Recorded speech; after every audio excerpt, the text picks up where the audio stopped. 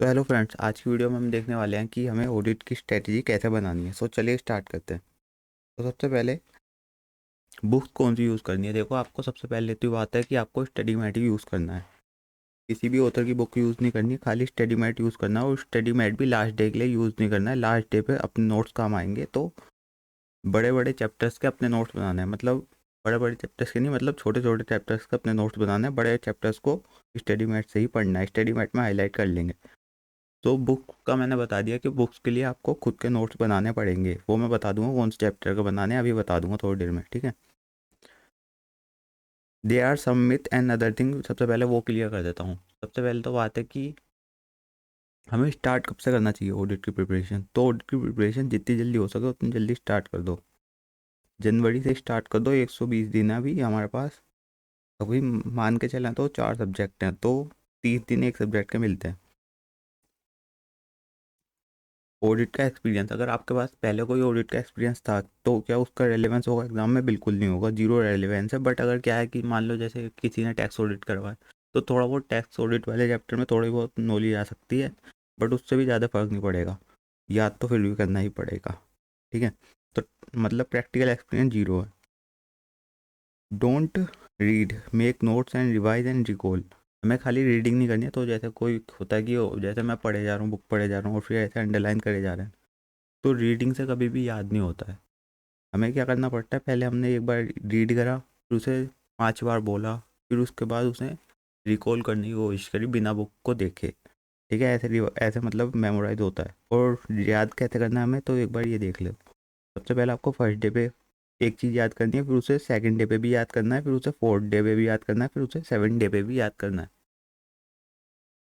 तो ऐसे जाके याद होगा। मतलब मान लो चलो 3 दिन भी अगर कर लिया ना, फर्स्ट सेकंड फोर्थ भी, तो भी सही है। पर क्या है, 7 दिन, मतलब अगर ये 4 दिन कर लिया ना, 7वें दिन भी कर लिया, तो मतलब बहुत सही हो जाएगा। अभी उसके बाद क्या आता है कि स्ट्रेस, अगर स्ट्रेस है ना, तो स्ट्रेस अगर आप ले रहे हो तो स्ट्रेस से खाली प्रेशर क्रिएट होगा। अगर स्ट्रेस को रिमूव करना है तो उसके लिए स्टडी करनी पड़ेगी। और the more you study the less you will stress. जितनी ज़्यादा स्टडी स्टडी करोगे तो उतना ज़्यादा ही स्ट्रेस कम होगा। वरना क्या है, स्ट्रेस लोगे फिर स्टडी कम करोगे, फिर और ज़्यादा स्ट्रेस आएगा, फिर और स्टडी कम करोगे, फिर और ज़्यादा। तो मतलब ये साइकिल चलती जाएगी। तो स्ट्रेस, तो आपकी मर्जी है कि आपको कौन सी साइकिल की तरफ जाना है, स्ट्रेस वाली साइकिल की तरफ या पढ़ाई वाली साइकिल की तरफ, ठीक है। फिर उसके बाद है ऑडिट इज है स्कोरिंग सब्जेक्ट। जैसे एफ आर और एस एफ एम होता है, बिल्कुल वैसे ही स्कोरिंग सब्जेक्ट है। बट क्या करता है पीपल जो है, इसे टाइम नहीं देते हैं। वो पता है क्या बोलते हैं कि इसे ना 15 दिन में पढ़ेंगे, मतलब लास्ट के 15 दिन में पढ़ लेंगे और मतलब क्लास भी नहीं लेंगे। खाली 15 दिन में से रट्टे मार के जाएंगे। और रट्टे लगते भी नहीं है 15 दिन में, ठीक है। खाली लगते नहीं है ऐसे, शुरुआत से ही पढ़ना पड़ता है, ठीक है। तो ये बात है कि वो कहते हैं कि हम 15 दिन पढ़ेंगे और पास हो जाएंगे। ऐसा कुछ नहीं होता है। Strategy for revision and important chapter. अब हम देखते हैं कि strategy for revision and important chapter, अभी एक फाइल है, फाइल बना रखी है पीडीएफ फाइल, उसमें आपको सब कुछ मिल जाएगी डिटेल। बट और उस पीडीएफ फाइल को हम अपडेट भी करते रहेंगे ना। उस पीडीएफ फाइल को मैं अपने ड्राइव पर डाल दूंगा, गूगल ड्राइव पे, और उसमें मैं अपडेट करते रहूँगा, ठीक है। तो आपको वो जो इस वीडियो के डिस्क्रिप्शन में एक लिंक मिलेगा, मतलब बहुत सारे लिंक्स मिलेंगे इस वीडियो का डिस्क्रिप्शन, आपको जरूर चेक करना है। तो वहाँ से आपको सब कुछ मिल जाएगा। अब इम्पोर्टेंट चैप्टर्स की बात करते हैं। इम्पोर्टेंट चैप्टर्स कौन से होते हैं, तो पहले तो मैं बताता हूँ कि सारे के सारे चैप्टर्स इंपॉर्टेंट होते हैं, बट हमें कुछ प्रायोरिटाइज करना पड़ता है। बिकॉज प्रायोरिटाइज हमें क्यों करना पड़ता है, क्योंकि हमारे पास ना, हमारा दिमाग एक कॉन्स्टेंट स्पेस है। मान लो हमारा दिमाग एक कॉन्स्टेंट स्पेस है, जिसमें हम खाली एक पर्टिकुलर अमाउंट ऑफ थिंग्स ही याद कर सकते हैं, ठीक है। हम सारा ऑलरेडी याद नहीं कर सकते। तो कुछ जो चैप्टर्स हैं वो गोल्ड कैटेगरी वाले चैप्टर्स होते हैं, ठीक है। जो क्या करते हैं, गोल्ड की कैरेक्टरिस्टिक क्या होती है कि उसकी वॉल्यूम कम होती है, बट वैल्यू उसकी मतलब ज़्यादा होती है। मान लो एक गोल्ड की वैल्यू, इतने से गोल्ड की वैल्यू 10,000 रुपये है, बट इतने सारा कॉपर है, उसकी वैल्यू भी 10,000 रुपये होगी, ठीक है। तो ये बात होती है कि गोल्ड की लेस वैल्यू होती है, और जैसे जैसे कॉपर है उसकी हाई हाई मतलब हाई वॉल्यूम होती है, और गोल्ड की लेस वॉल्यूम होती है। मैंने वैल्यू बोल दिया था, लेस वॉल्यूम होती है गोल्ड की, लेस वॉल्यूम होती है कॉपर की, लेस हाई वॉल्यूम होती है, ठीक है। पर दोनों का जो वैल्यू है वो सेम है, ठीक है। तो हम क्या करेंगे, हम सबसे पहले अपने दिमाग में सबसे पहले गोल्डन वाले चैप्टर्स को भरेंगे, ठीक है। तो गोल्डन वाले चैप्टर्स को फिल करेंगे, फिर उसके बाद हम ऊपर वाले चैप्टर मतलब अदर चैप्टर्स को फिल करेंगे, ठीक है। तो गोल्डन चैप्टर कौन से हो गए, स्मॉल चैप्टर जैसे कि CFS, PSU, automated environment, SEBI LODR मतलब कि audit committee and corporate governance वाला चैप्टर। और फिर उसके बाद ऑटोमेटेड एनवायरनमेंट मैंने बता ही दिया था। कंपनी ऑडिट मान लो, कारो मान लो, कारो का भी एक क्वेश्चन आता है और कारो भी मतलब बहुत ईजी है, ठीक है। मैं बता दूँ कारों में भी इंपॉर्टेंट क्लोज याद करने होते हैं, ऐसे नहीं है सारे क्लोज में से पूछता है, ठीक है। स्ट्रैटेजी की बात कर रहे थे हम, ठीक है। स्ट्रैटेजी अभी हम करते हैं। स्ट्रैटेजी से पहले मैं एक बात और बताता हूँ कि जो मेरी कॉपीज़ हैं ऑडिट की, उसे आपको एक बार देख लेना, उससे आपको पता चलेगा कि जो ICI है ना, ICI मतलब जब हम रट के जाते हैं तभी नंबर देता है, जब हम रटे हुए आंसर्स वहाँ पे लिख के आते हैं, ठीक है। वरना वो नंबर नहीं देता। तो मेरे कुछ आंसर्स आपको मिलेंगे जहाँ पे क्या है 5 में से 5, 4 में से 4 नंबर ऐसे दिए हुए हैं, ठीक है। 5 में से 3 दिए हुए हैं। बट जो मुझे नहीं आता था उस पर 0 दिया हुआ है, 0 या 1 नंबर दिया हुआ है, ठीक है। तो वो अभी हम अगली वीडियो में चेक करेंगे, बट मैं ये बता रहा हूँ अभी कि हम अगली वीडियो भी देख लेना एक बार, ठीक है। उसमें मैं अपनी कॉपीज़ को क्वेश्चन पेपर्स के साथ मैच करवा दूंगा, ठीक है। तो उस वीडियो को एक बार देख लेना। अब हम स्ट्रैटेजी एक बार डिस्कस कर लेते हैं, ठीक है। रिवीजन की स्ट्रैटेजी क्या रहेगी। तो ये एक मैंने एक्सेल फाइल बना रखी है। एक्सेल फाइल को मैंने PDF में प्रिंट ले रखा है, ठीक है। तो ये एक्सेल फाइल है, चलो अब हम देखते हैं। और ये एक्सेल फाइल जो है ये मैंने काफ़ी सारे मतलब टीचर्स की वीडियो देखी है, खुद की ये सबसे पहले तो मैंने ये एक्सेल फाइल बना ली थी, जून में बनाई थी जब मेरे पेपर ख़त्म हो गए थे ना, उसके बाद मैंने एक बना दी थी फाइल, ठीक है। तो चलो अभी हम स्टार्ट करते हैं बिना समय गवाए। देखो सबसे पहले आपको रिवीजन में क्या करना है, सबसे पहले आपको हर एक चैप्टर का जब भी आप मतलब अपना दिन चालू करोगे तो सबसे पहले आप देखोगे कि मुझे कौन सा चैप्टर पढ़ना है, उस चैप्टर की वीडियो देखोगे सबसे पहले। फिर चैप्टर के नोट्स बनाओगे स्टडी मैट से खुद, अगर उसके नोट्स बनाने हैं तो बनाओगे, नहीं बनाने तो नहीं बनाओगे, ठीक है। मैं बता दूंगा कौन से चैप्टर के नोट बनाना है, ठीक है। फिर उसके बाद उस चैप्टर को लर्न करोगे। का मतलब क्या है, हर एक टॉपिक को 5 बार बोलोगे, ठीक है। हर एक टॉपिक को 5 बार बोलोगे। जैसे कि CFS कर रहे हैं, CFS वाला चैप्टर कर रहे हैं, तो उसमें मान लो परमानेंट कंसोलिडेशन एडजस्टमेंट है, तो उसे हम 5 बार बोलेंगे। करंट पीरियड कंसोलिडेशन एडजस्टमेंट तो उसे 5 बार बोलेंगे, और फिर उसे ऐसे रिकॉल करने की याद करेंगे, ठीक है। तो 5 बार बोला एक टॉपिक को, फिर उसे रिकॉल करा बिना बुक को देखे, और फिर उस चीज़ को डिस्कस करो फ्रेंड के साथ, किसी फ्रेंड के साथ पूछो उससे क्वेश्चन, मतलब जब पूरा चैप्टर ख़त्म हो जाए तो शाम को उसको कॉल मिलाओ और उससे पूछो क्वेश्चंस, और फिर वो भी तुमसे पूछेगा क्वेश्चंस, तो ऐसे ऐसे याद हो जाएगा, ठीक है। ऐसे भी एक रिवीजन हो जाएगा, ठीक है। तो ऐसा वाला रिवीजन करो, क्योंकि इससे क्या होता है, इससे आप बोर नहीं होते हो, इससे आप बोर नहीं होगे और याद भी होता रहेगा, ठीक है। फिर उसके बाद रिवाइज करना है प्रीवियस चीज़ें मैंने बताया था कि 1, 2, 4, 7 पहले दिन, दूसरे दिन, चौथे दिन और 7वें दिन आपको याद करना है, ठीक है। तो ये मैंने बता दिया कि ये पैटर्न रहने वाला है। अब डे 1, 2, 3, 4 मतलब ऐसे 15 दिन में ऑडिट कैसे ख़त्म होगा, ये मैं ये बता देता हूँ, ठीक है। सबसे पहले डे 1 पे हमें गोल्डन चैप्टर्स करने हैं। मतलब गोल्डन चैप्टर्स तो 5 दिन में ख़त्म कर देना, मैं बताता हूँ। डे 1 पे देखो, ये मैंने बता रखा है प्रायोरिटी, ये गोल्डन चैप्टर है। चैप्टर के नाम के शुरू में मैंने बता दिया कि वो गोल्डन चैप्टर है, ठीक है। नोट्स बनाने हैं नहीं बनाने ये मैंने बता दिया, ठीक है। एस्टिमेटेड मार्क्स कितने का आता है। लर्निंग मेथड का मतलब क्या है, अंडरस्टैंड करना है या मेमोराइज करना है। मेमोराइज का मतलब रट्टे मारना है या नहीं करना है, ठीक है। रट्टे तो सब में पूरा 100% रट्टे मारना है, बट कुछ चैप्टर्स की अंडरस्टैंडिंग भी लेनी है।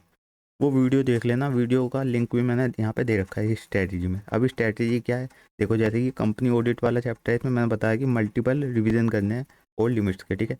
अब गाइडेंस, एडिशनल कुछ गाइडेंस है मेरी तरफ से, जैसे कि मैंने बताया कि यहाँ पे कि फोकस करना है LLP पे और अदर स्टफ पे जो CA इंटर में नहीं था। जो CA इंटर में नहीं था ना, उस चीज़ पे ज़्यादा फोकस करना, क्योंकि इंटर वाला तो पार्ट इंटर में ख़त्म हो गया, ठीक है।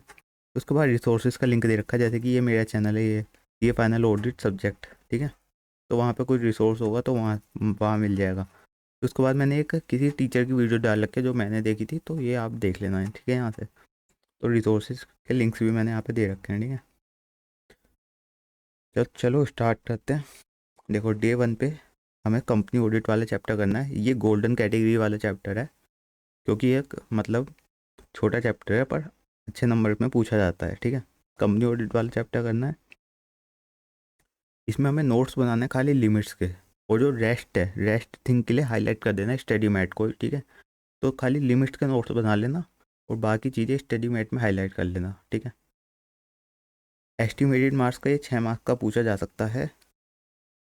लर्निंग मेथड अंडरस्टैंड करना है एंड मेमोराइज करना है, मतलब अंडरस्टैंड भी कर लेना और मेमोराइज भी कर लेना, ठीक है। Strategy, do multiple revision of limit and I have highlighted, तो ये मतलब सारी चीज़ें दे रखी हैं। अब मैं सारी स्ट्रेटेजी में नहीं पढ़ने वाला, ठीक है। तो डे 1 पे कंपनी ऑडिट करना है, डे 2 पे CFS PSU और कारो करना है, और वो कंपनी ऑडिट का तो रिवीजन कर ही लेंगे हम, क्योंकि 1 2 और 4 और 7 ऐसे करके हमें याद करना था। अब देखो CFS के बिल्कुल नोट्स बनाने हैं, क्योंकि ये बहुत छोटा चैप्टर है, कम से कम 4 पेज में ख़त्म हो जाएगा। एस्टिमेटेड मार्क्स का भी मतलब 4 मार्क्स का आता है ये। PSU, ये भी एक बहुत छोटा चैप्टर है, ये मान लो 6 पेज में ख़त्म हो जाएगा। एस्टिमेटेड मार्क्स 4 मार्क्स का आता है ये, ठीक है। अब मैंने बता दिया। CFS के लिए खुशबू मैम की वीडियो देखनी है यहाँ पे। PSU के लिए AB4 ऑडिट, मतलब AB4 ऑडिट का मतलब AB sir, Abhishek Bansal sir की वीडियो देखनी है, ठीक है। अब ये है हर क्वेश्चन की स्टोरी बनाओ, जो CFS वाला चैप्टर है। ये एडिशनल मैंने गाइडेंस यहाँ पे दे दी, वीडियोस के लिंक्स यहाँ पे डाल दिए हैं, तो यहाँ से देख लेना, ठीक है। अब कारों में एक इंपॉर्टेंट चीज़ मुझे लगता है बतानी चाहिए, तो कारों में इंपॉर्टेंट चीज़ बताता हूँ कि खाली इंपॉर्टेंट क्लोजेस पे हम ज़्यादा फोकस कर सकते हैं, ठीक है। इंपॉर्टेंट क्लोजेज ये मुझे लगता है ये इंपॉर्टेंट क्लोजेज हैं, आप अपने हिसाब से और देख लेना, मतलब कौन कौन से क्लोज इंपॉर्टेंट है। 1 2 3 9 7 और 10 और अदर क्लोज यहाँ पे लिमिट्स दे रखी हैं, ठीक है। कारों की वीडियोस का लिंक यहाँ पे डाल दिया है। अब डे 3 आ जाएगा, डे 3 पे हम से भी LODR ख़त्म करेंगे। LODR का मतलब audit committee and corporate governance, ये बहुत इंपॉर्टेंट चैप्टर मुझे लगता है, क्योंकि क्या है कि ये ऑडिट पे में भी है और वहाँ पे भी है, मतलब लॉ में भी कवर है, ठीक है। बट हमें इसे करना कैसे है, देखो सबसे पहले हमें ऑडिट ऑडिट के चैप्टर के नोट्स बनाने हैं। देखो ये रहा, इसके नोट्स बनाने हैं, हाँ ठीक है बनाने हैं। बट क्या है कि हम रेफरेंस ले सकते हैं, मैंने एक नोट्स बना रखे थे CBLODR के, तो उसके रेफरेंस ले लेना। मतलब मेरे नोट्स क्या थे, सबसे पहले मैंने ऑडिट के नोट्स बनाए, उसके बाद ना मैंने जब लॉ की बुक खोली, लॉ की बुक में से खाली जो वो चीज़ें जो ऑडिट के नोट्स में नहीं थी उसे एडिशनली पेस्ट कर दिया। फिर ऑडिट वाले एग्जाम के दिन मैंने क्या करा, पूरा का पूरा वो ख़त्म करा, ठीक है, पूरा का पूरा ख़त्म करा, बट वो लॉ वाला पार्ट नहीं करा। फिर लॉ वाले पार्ट के दिन मैंने क्या करा, खाली लॉ वाला पार्ट कर लिया था, ठीक है। समझ आ गया होगा, नहीं आया होगा तो एक बार वीडियो दोबारा देख लेना, अभी जो जो मैंने बात बोली, ठीक है। अब उसके बाद क्या है, एक इसमें LODR वाले चैप्टर में अंडरस्टैंड और मेमोराइज दोनों करना है, क्योंकि क्या है कि ये ऐसे ऐसे क्वेश्चन पूछता है इंस्टीट्यूट की, आपको अंडरस्टैंडिंग भी लेनी पड़ेगी, खाली रटने से काम नहीं होगा। और क्या करते हैं, मतलब डीप अंडरस्टैंडिंग चाहिए। एक बार जुलाई वाला, मतलब ये मई 2022 वाला क्वेश्चन पेपर देख लेना, वरना मैं अगली वीडियो में बता दूंगा कि कैसे कैसे क्वेश्चन पूछे थे, मतलब LODR पे मतलब मस्त क्वेश्चन पूछे थे। इससे हमें पता चलता है कि हमें डीप नॉलेज चाहिए होती है। वो पता है, मतलब मैं बताता हूँ कैसे क्वेश्चन पूछता है। जैसे कि कोई प्रोविज़न दे रखा है ना, फिर उसके बाद नीचे दे रखा होता है प्रोवाइज़ो, तो वो प्रोवाइज़ो पे क्वेश्चन पूछता है, ठीक है। तो ये चीज़ें हमें देखनी होती है। अब CBLODR में एक गाइडेंस है, बहुत अच्छी गाइडेंस है कि they are free full classes of AB sir, Abhishek Bansal sir की सेबी एक्ट पे और CBLODR पे, वो बढ़िया क्लास थी, तो वहाँ से देख लेना। मैंने ये भी बता रखा कि मेरे नोट्स अवेलेबल हैं, ये क्लासेस के मैंने लिंक्स डाल दिए, ठीक है। ये क्लासेस के यहाँ पे लिंक्स डाल दिए, और भी चीज़ें जहाँ पे डाली हुई हैं वैसे तो, ठीक है, मेरे नोट्स के लिंक्स यहाँ पे डाल दिए हैं, तो यहाँ से देख लेना, ठीक है। मतलब फ़ाइल तो मिल ही जाएगी आपको, तो वहाँ से सब कुछ मिल ही जाएगा। अब हम बात करते हैं प्रोफेशनल एथिक्स की डे 4 पे। प्रोफेशनल एथिक्स में ना शेड्यूल्स इंपॉर्टेंट होते हैं, प्रोफेशनल एथिक्स में शेड्यूल इंपॉर्टेंट है, और साथ में अदर चीज़ें जैसे कि वो कुछ गाइडलाइंस होती है ना, तो वो गाइडलाइंस इंपॉर्टेंट है। ये वाली जनरल गाइडलाइंस जो होती है ना वो इम्पोर्टेंट है, तो शेड्यूल्स एंड गाइडलाइंस इंपॉर्टेंट है। पर और भी चीज़ें इंपॉर्टेंट हो सकती हैं, ठीक है। तो शेड्यूल्स और गाइडलाइंस पे ज़्यादा फोकस करना है, और इंपॉर्टेंट पार्ट पे फोकस करना है। इसके लिए आपको क्या करना है, इसके लिए आपको AB सर की वीडियो देखनी है, जो मई 2022 अटैम्प्ट में उन्होंने वीडियो डाली थी, वो अवेलेबल थी। अगर देख लेना, नवंबर की भी अवेलेबल होगी तो वो देख लेना, ठीक है। नवंबर में भी डाली होगी वीडियो, वरना मई के लिए आएगी तो वो भी देख लेना, मई 23 के लिए आएगी तो। फोकस ऑन शेड्यूल्स, मैंने बताया focus on schedule and question, question इसमें बहुत इंपॉर्टेंट है। प्रोफेशनल एथिक्स में क्वेश्चन बहुत ज़्यादा इंपॉर्टेंट हो जाते हैं, ठीक है। ये मान लो कि क्वेश्चन मतलब 60% इंपॉर्टेंट है क्वेश्चंस करना, ठीक है। क्वेश्चन बहुत ज़्यादा इंपॉर्टेंट है प्रोफेशनल एथिक्स में। क्योंकि क्वेश्चंस करते ही हमें बहुत सारे कॉन्सेप्ट क्लियर होते हैं, और मतलब क्वेश्चन जरूर करना है, प्रोफेशनल एथिक्स में करना है क्वेश्चन जरूर, ठीक है। बाकियों में भी करना है, बट प्रोफेशनल एथिक्स में तो क्वेश्चन पे तो जरूर ध्यान देना है, और मतलब जो क्वेश्चन मिला वो कर लेना है, ठीक है। मतलब हर एक टीचर की बुक, मतलब आपके टीचर की बुक होगी ना, तो कोई क्वेश्चन बैंक होगा तो वो रेफ़र कर लेना। पर मैं बताऊंगा अभी क्वेश्चन कहाँ कहाँ से भी करना है। एक तो स्टडी मैट के क्वेश्चन भी वैसे करने होते हैं, ठीक है, हर एक चैप्टर में करना है वो तो। In my YouTube you can see that I have watch this lecture completely. अच्छा अच्छा अच्छा, ठीक है। एक लेक्चर दे रखा था मैंने, ये लेक्चर देखा था, ठीक है, लेक्चर दे रखा था। ए बी सर ने वीडियो डाली थी, तो वो मैंने लेक्चर कम्प्लीटली देखा था।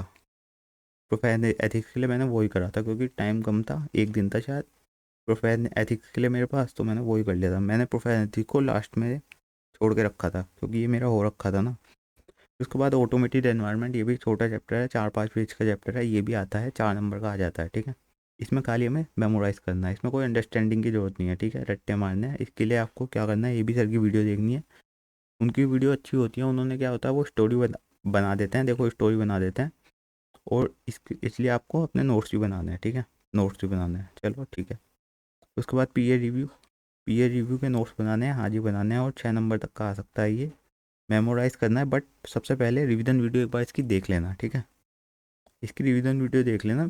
पीए रिव्यू भी रटने वाला चैप्टर, बट एक बार वो रिवीजन वीडियो देख लेंगे तो थोड़ा अंडरस्टैंडिंग भी हो जाएगी थोड़ी सी, इसमें अंडरस्टैंडिंग थोड़ी सी ले लेनी है। पीए रिव्यू के लिए ए बी सर ने पूरी की पूरी पीए रिव्यू की वीडियो डाल रखी थी, ठीक है। अब क्या करेंगे, पीयर रिव्यू की वीडियो मैं भी डाल दूंगा, और क्वालिटी रिव्यू की वीडियो डाल दूंगा। क्वालिटी रिव्यू में ना सारी चीज़ें इंपॉर्टेंट नहीं है, थोड़ी सी चीज़ें इंपॉर्टेंट है, बट पीयर रिव्यू पूरा इंपॉर्टेंट हो जाता है, ठीक है। तो मैंने बताया कि या तो अभिषेक मंदल सर की वीडियो देख लेना, उसकी उनकी वीडियोज़ का लिंक भी मैं यहाँ पे यूट्यूब में डाल दूंगा, या फिर मेरी वीडियो आ जाएगी इस चैनल पे, पीयर रिव्यू के लिए आ जाएगी, क्योंकि पीयर रिव्यू के मेरे पास नोट्स भी अवेलेबल हैं, तो मैं डाल दूंगा वीडियो, ठीक है। पीयर रिव्यू की एक वीडियो मैंने डाली थी जब मैं प्रिपेयर कर रहा था ना एग्ज़ाम का, तभी मैंने डाल दी थी, बट वो मैंने डिलीट कर दी क्योंकि वो अच्छी नहीं बनी थी। अब डे 6, तो ठीक है, डे 5 पे हमने क्या करा, ऑटोमेटेड एनवायरनमेंट और पीयर रिव्यू ख़त्म करा। फिर डे 6 पे ये सारे के सारे जो गोल्डन चैप्टर्स थे, इनका एक बार रिवीजन कर लेंगे। एक दिन में इन सब का रिवीजन करना है। और मैं एक बात और बता देता हूँ कि जो गोल्डन चैप्टर्स हैं ना सारे के सारे, मतलब वैसे तो सारे के सब चैप्टर्स का ही करना है ये काम जो मैं अभी बताने वाला हूँ। इन गोल्डन चैप्टर्स को सही से मतलब अपने दिमाग में फिट कर लेना है, ये बहुत ज़्यादा इंपॉर्टेंट है। और ये कम से कम आपके 48 48 से 50 तक नंबर कवर कर लेंगे, 48 से 50 तक नंबर कवर कर लेंगे, ठीक है। बट क्या है, खाली इतना करके कोई भी पास नहीं हो सकता, आगे का भी हमें करना पड़ेगा। अब हम डे 6 की बात करते हैं, तो डे 6 पे ना सारे के सारे गोल्डन चैप्टर्स को एक दिन में रिवाइज करना है, ठीक है। एक दिन में हो जाएंगे ये रिवाइज, अगर अच्छे से रिवीजन करा हुआ है। और मैंने एक बात और बताई थी कि एक पहले दिन, दूसरे दिन और चौथा दिन ये हो गया, और 7वें दिन रिवाइज भी करना था, ये कंपनी ऑडिट। तो एक काम करो, 7वें दिन मत करना, 1, 2 और 4 चौथे दिन तक कर लेना, वरना 7वें दिन तक ज़्यादा हो जाएगा, ठीक है। पहले दिन, दूसरे दिन और चौथे दिन ये चौथा दिन तो यहाँ आ गया, ठीक है। तो ऐसा कर लेना रिवाइज, वो आप अपने आप समझ जाओगे, इसमें कोई इतनी समझाने वाली बात भी है नहीं। तो मैंने बताया 6ठे दिन आपको गोल्डन चैप्टर्स करना है, फिर 7वें दिन risk assessment plus SA 315 and 330 करना है। Risk assessment plus SA 315 and 330 यहीं कवर कर लेना है। इसके नोट्स बनाने हैं, हाँ जी बनाने हैं, ज़रूर बनाने हैं। मेमोराइज एंड अंडरस्टैंड करना है। रिस्क असेसमेंट वाला चैप्टर मैंने छोड़ दिया था, इसलिए मैंने इसकी कोई स्ट्रेटजी मैंने नहीं बताई है, क्योंकि मैंने लीव कर दिया था। बट आपको ज़रूर करना है इसको, ठीक है, क्योंकि क्या है, मैंने थोड़ा सा रिस्क ले लिया था, बट आपको रिस्क नहीं लेना है। ये मान के चलना है आपको कि आप, मतलब मैं तो होशियार था, मैं पास हो गया, मतलब ऐसे मैं अपनी तारीफ नहीं कर रहा हूँ, है ना, मैं अपनी तारीफ नहीं कर रहा हूँ, बट आपको बता रहा हूँ कि रिस्क नहीं लेना चाहिए जीवन में। ये मान के चलो कि दूसरा तो होशियार था, वो पास हो गया, जैसे कि वो रैंकर वीडियो डालता है, तो उसकी मानो ये तो होशियार था, ये पास हो गया, ये कम पढ़ाई करके भी पास हो गया, बट हमें ज़्यादा पढ़ाई करनी है, ठीक है। तो रिस्क असेसमेंट और वाले चैप्टर करना, और फिर बैंक ऑडिट वाले चैप्टर करना। बैंक ऑडिट वाले चैप्टर में ना नोट्स तो बनाना है, बट खाली इंपॉर्टेंट चीज़ों के नोट्स बनाने हैं, और बैंक ऑडिट वाले चैप्टर पर ज़्यादा ध्यान नहीं देना है, मतलब कि ऐसा नहीं है कि बैंक ऑडिट में ही घुस गए, क्योंकि वो बैंक ऑडिट बहुत बड़ा चैप्टर है। इसके लिए खाली आपको क्या करना है, ए बी सर की एक वीडियो देख लेना, उनकी वीडियो मिल जाएगी यूट्यूब पे, उस पर फोकस करना, जितना मतलब उन्होंने बता दिया उतना ही कवर करना है खाली, ठीक है। फिर साथ में क्या करना है, बैंक ऑडिट वाले चैप्टर में न्यूमेरिकल लिमिट पे ज़्यादा फोकस करना है, ठीक है। और कुछ क्वेश्चन पे like if premium is not paid then risk did not cover, मतलब कुछ जो आड़े टेढ़े क्वेश्चन होते हैं ना उन पे फोकस कर लेना, मतलब ए बी सर जो बता देंगे उस पर फोकस कर लेना। उसके बाद है डेट, 8वें दिन आपको इंश्योरेंस करना है, एनबीएफसी करना है। एनबीएफसी एक छोटा चैप्टर हो चुका है क्योंकि इसमें तो बहुत कुछ अमेंड हो गया था और बहुत कुछ रिमूव कर दिया था आईसीआई ने, तो ये एक छोटा चैप्टर है, इसमें खाली लिमिट्स आ सकती हैं, लिमिट्स आ सकती हैं, कोई बड़ा क्वेश्चन नहीं बनेगा, ठीक है। अब बड़े क्वेश्चन से याद आया एक चीज़, कि जब हम ये सारे चैप्टर्स कर रहे होंगे ना तो इसमें क्या होता है, कुछ पैराग्राफ टाइप के क्वेश्चन होता है जो बहुत ही ज़्यादा बड़े होते हैं। अगर ऐसा कोई क्वेश्चन मिल जाए तो उसको हम इग्नोर कर सकते हैं, मतलब इग्नोर कर देना है। मैं इग्नोर करके जाता हूँ उसको बिल्कुल, क्योंकि क्वेश्चन जो आते हैं वो आते हैं या तो जो पॉइंट्स में होते हैं क्वेश्चन, तो वो आते हैं, पर एक दो पॉइंट में अगर कोई क्वेश्चन है, एक दो पॉइंट में अगर कोई है तो उसका आने के चांस कम है। पर अगर कोई क्वेश्चन 4 पॉइंट में है, कोई चीज़ 4 पॉइंट में दे रखी है, तो उसको जरूर कवर करके जाना है, अनलेस कोई टीचर कह दे कि वो चीज़ बेकार है, ठीक है। अनलेस जब आप वीडियो देखोगे वो कोई टीचर ही कह दे तो उसको इग्नोर कर देना, थोड़ा सा रिस्क ले लेना चाहिए, क्योंकि ऐसा नहीं है कि हम सारा कवर कर सकते। तो इंश्योरेंस और एनबीएफसी यहाँ पे कवर करना था। इंश्योरेंस में भी नोट्स बनाना, बट खाली इंपॉर्टेंट चीज़ों के बनाना है, क्योंकि ये भी बैंक ऑडिट की तरह एक बड़ा चैप्टर है, इसमें भी ये भी सर की वीडियो देखनी है, ठीक है। ये भी रटने वाला है, बैंक ऑडिट भी रटने वाला था मैं, इंश्योरेंस भी और एनबीएफसी भी, ठीक है। एनबीएफसी में मैंने बता दिया खाली लिमिट्स के लिए इंपॉर्टेंट है, तो लिमिट्स के नोट बनाना है एनबीएफसी में, ठीक है। अब डे 9 पे हमें क्या कवर करना है, audit planning and due diligence, ठीक है। Audit planning and due diligence, but क्या है कि डे 9 पे ना थोड़ा सा आपको समय मिल जाएगा, तो आप क्या कर सकते हो, कुछ पुराना अगर बैकलॉग पड़ा हुआ है तो उसको आप यहाँ पे कवर कर सकते हो, ठीक है। अब डे 10 पे आपको टैक्स ऑडिट ख़त्म करना है। अब टैक्स ऑडिट भी एक बड़ा चैप्टर हो जाता है, बहुत बड़ा चैप्टर हो जाता है। मैंने उसे इग्नोर कर दिया था, मैंने शुरुआत में वीडियो देखी थी, बट क्या था, ये मेरे से कवर नहीं हो पाया था, तो ये वाला चैप्टर मैंने छोड़ दिया था, ऑडिट प्लानिंग वाला छोड़ दिया था, तो दैट्स वाई इसकी भी मैंने कोई वो नहीं दे रखी। बट टैक्स ऑडिट वाला चैप्टर तो था ना, मैंने कवर तो कर लिया था, बट क्या था, क्वेश्चन वहाँ पे बन नहीं पाया था, क्योंकि टैक्स ऑडिट का पता नहीं कौन सा क्लॉज पूछ लिया था। तो इसमें क्या करना है आपको, टैक्स ऑडिट में इंपॉर्टेंट क्लॉजेज याद करने हैं खाली, important clauses and limits are most important, ठीक है। लिमिट्स भी यहाँ पे इंपॉर्टेंट हो जाती हैं, तो जैसे कोई लिमिट दे रखी है कि इतने करोड़ के ऊपर टैक्स ऑडिट होना है, तो वो इंपॉर्टेंट है। तो इसमें इंपॉर्टेंट क्लॉज याद करने हैं और लिमिट्स याद करनी है, जैसे कि वो कुछ लिमिट दे रखी होती हैं कि लोन 20,000 से ऊपर का कैश लोन होता है, रिसीव करते हैं या पे करते हैं तो वो, या फिर 2 लाख से ऊपर की रिसिप्ट होती हैं सेल की, तो उस पर पेनल्टी लगती है ना, तो वो याद कर सकते हैं, इम्पोर्टेंट है वो। फिर उसके बाद है डे 11 पे हमें, डे 11 से लेकर डे 15 तक हमें स्टैंडर्ड्स कवर करने हैं। इसके नोट्स बनाना है, बिल्कुल नहीं बनाने इसके नोट्स, इसे किसी और के टीचर्स के नोट्स से यूज़ कर लेना, ठीक है। स्टैंडर्ड्स के लिए किसी और टीचर के नोट्स यूज़ कर लेना, बट क्या है, ये मान लो चलो थोड़े बहुत ही स्टैंडर्ड्स के नोट्स बना लेना, मतलब क्या है, जो आपको लगे कि हाँ ये स्टैंडर्ड बहुत बड़ा है, इसके नोट्स को मुझे कंसाइज करना है, तो उसके नोट्स बना लेना, ठीक है। टैक्स ऑडिट के लिए मैं एक बार बताता हूँ कि टैक्स ऑडिट में तो हाई लिमिट्स के नोट्स बनाए थे, ठीक है। अब क्या है, स्टैंडर्ड्स, स्टैंडर्ड्स देखो 30 मार्क्स तक के आ सकते हैं, ठीक है। बट हमें सारे स्टैंडर्ड्स याद नहीं करना, क्योंकि 36 स्टैंडर्ड्स हैं। अगर हम स्टैंडर्ड्स की बात करें तो 35 स्टैंडर्ड्स हैं, प्लस 1 SQC1 हो जाता है, एक SQC1 है, और तो हो गया 36 स्टैंडर्ड। अब ये मैंने कुछ लिस्ट दे रखी है, ये कुछ 22 तक स्टैंडर्ड्स हो जाते हैं, 22 तक। अभी मैंने इन्हें एक बार मैं गिन के बताता हूँ, जैसे कि SQC1 220, देखो जो इंपॉर्टेंट है वो गिनते हैं। SQC1 इंपॉर्टेंट है, 2020 इंपॉर्टेंट है, ये मेरी मुझे भी यही लगता है इंपॉर्टेंट है। और बाकी टीचर्स की मैंने वीडियो देखी है, मतलब ये मान लो 3 टीचर की मैंने वीडियो देख ली थी लगभग, सबने यही बताया कि यही स्टैंडर्ड इंपॉर्टेंट है, ठीक है। तो यहाँ पे एक बार अगर आपको खुद से तसल्ली ना हो, किसी और की वीडियो देख लेना और आपको पता चल जाएगा कि हाँ जी यही इंपॉर्टेंट है स्टैंडर्ड्स, ठीक है। तो डे 11 से लेकर डे 15 तक हमें कौन से स्टैंडर्ड्स करने हैं, ये वाले स्टैंडर्ड्स हमें कवर करना है, 5 दिन में हमें ये स्टैंडर्ड्स कवर करना है। और साथ में क्या हो सकता है, अगर कुछ बैकलॉग पड़ा हुआ है, कुछ पुराने चैप्टर्स कवर नहीं हुए तो वो कवर कर देना है, ठीक है। अब क्या है देखो, सबसे पहले SQC1 करेंगे और इसके साथ ये 220 ख़त्म हो जाएगा, क्योंकि SQC1 और 220 बिल्कुल सेम है, ठीक है।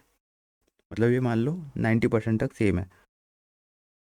फिर उसके बाद 220 करेंगे, 240 करेंगे। 240 में क्या है, वो है फ्रॉड वाले चैप्टर। फिर 250, 265 और 299, तो 200 की सीरीज़ में ये इंपॉर्टेंट हो जाते हैं। फिर 315 और 330 तो हमारा हो ही गया था रिस्क असेसमेंट वाले चैप्टर के साथ, जो अभी हमने ऊपर बताया था। तो 320 और कर लेना। फिर 402 और 450, फिर ये वाले स्टैंडर्ड्स, फिर ये वाले स्टैंडर्ड्स, और 610 में क्या है, डायरेक्ट असिस्टेंट वाले जो क्वेश्चन है उस पर इम्पोर्टेंस है, मतलब इम्पोर्टेंट है वो, उस पर ज़्यादा इंपॉर्टेंस देनी है हमें, ठीक है।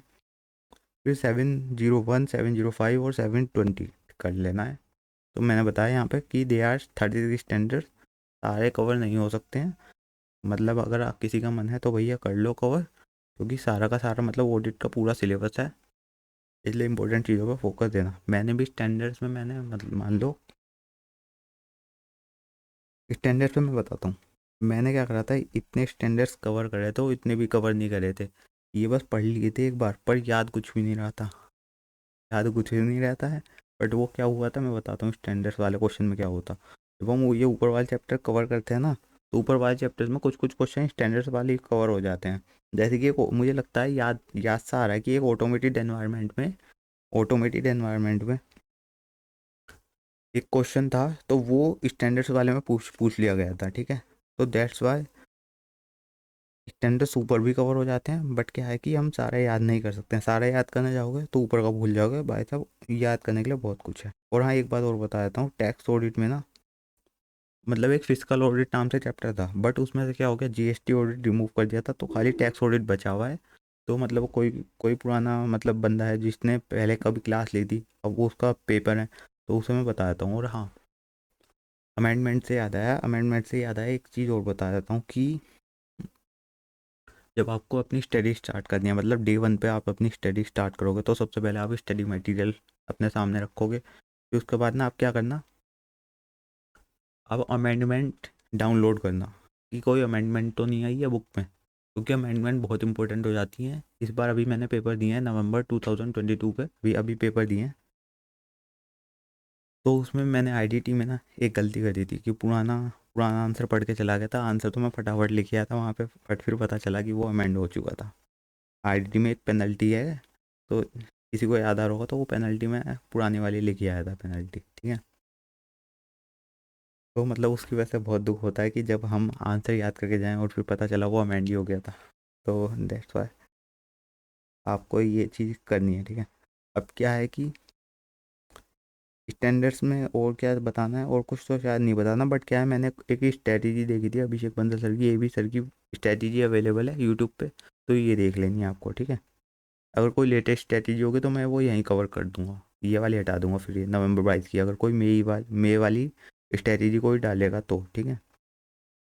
अब एक और चीज़ बता देता हूँ, लास्ट है कि ये अगर आपको स्टडी मटेरियल डाउनलोड करना होता है ना, तो मतलब बहुत सारी PDF फाइल उसमें डाउनलोड करनी होती है, तो उसके लिए मैंने एक वीडियो बना रखी है। उसमें क्या है, एक मैंने ट्रिक बताई है आपको, जिससे आप एक क्लिक में सारे के सारे स्टडी मटेरियल एक बार में डाउनलोड कर सकते हैं। तो वो वीडियो यहाँ पे मिल जाएगी आपको, ये लिंक है उस वीडियो का, ठीक है। मैंने आपको बताया कि आपको क्या करना है, लेटेस्ट स्टडी मटेरियल यूज़ करना है। और क्या है, टेंशन तो बिल्कुल नहीं लेनी है, क्योंकि ये ऑडिट FR जितना ही स्कोरिंग हो जाता है। बट क्या है, लोग इसमें फोकस तो करते नहीं है, FR की बना लेते हैं बड़ी बड़ी बुक्स, ऑडिट का तो रजिस्टर ही नहीं बनाते। ऑडिट को या कहते हैं कि किसी के शॉर्ट नोट्स पढ़ लेंगे, या उड़ते हुए चार्ट, ड्रोन चार्ट पढ़ लेंगे, या कुछ भी, मतलब ये बकवास है। बुक्स खाली यूज़ करनी है, अपनी बुक्स बनानी है, मतलब अपना सेल्फ खुद के नोट्स बनाने ज़रूरी हैं। मेरा चैनल है, आपको मेरे चैनल पे देख लेना, मैंने खुद के नोट्स बनाए थे, और मैंने शेयर भी जब ही कर दिए थे। मतलब जब मैं पढ़ाई कर रहा था ना, तभी मैंने अपने ये नोट्स शेयर कर दिए थे, मतलब मार्च के करीब में ही मैंने शेयर कर दिए थे, तो वो आपको वहाँ पे मिल जाएंगे नोट्स। और कोई स्ट्रैटेजी होगी तो वीडियो का डिस्क्रिप्शन ज़रूर चेक करना, और कुछ मुझे शायद बताना होगा तो वीडियो का एक बार डिस्क्रिप्शन ज़रूर चेक कर लेना, डिस्क्रिप्शन और कमेंट सेक्शन, ठीक है। Now friends, have a nice day, bye bye. और हाँ, चलो एक चीज़ और बताता हूँ। सुबह सुबह आपको 4 बजे उठने की आदत डालनी है। 4 बजे उठने की आदत डालनी है और फिर क्या है, सबसे पहले उठ के एक्सरसाइज करनी है। एक्सरसाइज करनी है और तभी आपको अपने डे स्टार्ट करना है। क्योंकि मुझे सुबह उठने की आदत नहीं डाली हुई थी मैंने, तो मैंने क्या करा, कल मैं पूरे दिन जगा हुआ था। कल मतलब मैं मतलब मान लो परसों शाम को मैं 5 बजे उठा, गलती से। मतलब वो एक आदत डल गई थी कि रात को रात को जाग के सुबह सोने की। तो फिर मैंने क्या करा, मैं कल पूरे दिन जगा था, दैट्स वाई ये वीडियो कल नहीं आ पाई, इसे अब आ गई। Have a nice day friend, bye bye.